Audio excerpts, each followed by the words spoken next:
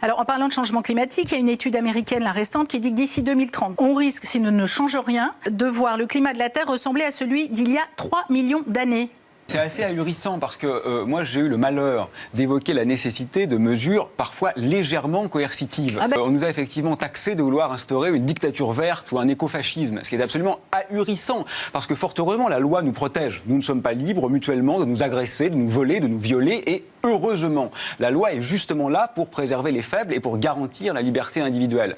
Mais il semblerait que quand il s'agit de toucher à l'avenir du monde, à l'avenir de nos enfants, à la vie sur Terre, là nous ayons une sorte de capacité démiurgique à nuire et toute restriction est interprétée comme intolérable. C'est absolument incroyable.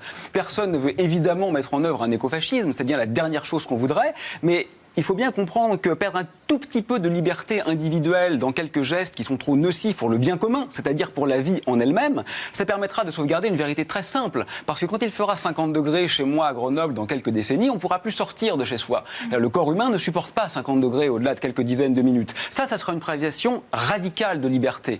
Donc c'est tout à fait ahurissant que les petits efforts qui sont demandés aujourd'hui soient souvent perçus comme étant gigantesques, alors qu'en réalité les efforts d'adaptation qu'il nous faudra faire seront évidemment bien supérieurs.